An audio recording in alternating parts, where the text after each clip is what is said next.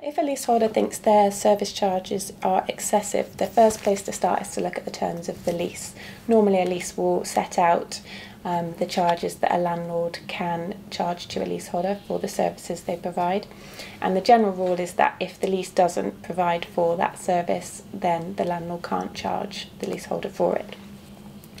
If the charges do relate to legitimate charges that the landlord's allowed to charge for under the lease, then the leaseholder needs to consider whether those charges are reasonable. And if a leaseholder thinks that the charge might not be reasonable, they can apply to what's called the First Tier Tribunal Property Chamber. And the Property Tribunal will then decide whether that charge is reasonable. It's important to remember that the application can be made even after they've paid the service charge.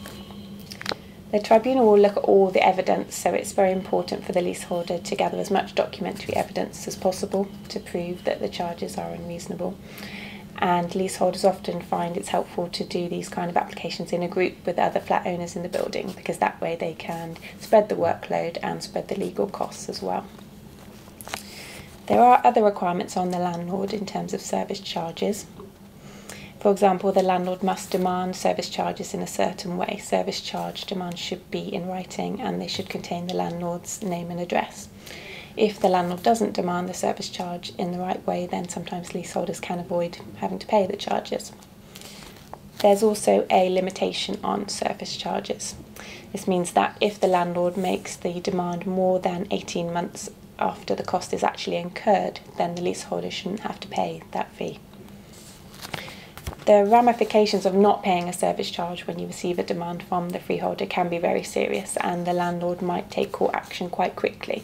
So if as a leaseholder you think you might not have to pay a charge or you think it's unreasonable, it's very important to get advice very quickly and really before you make any important decisions.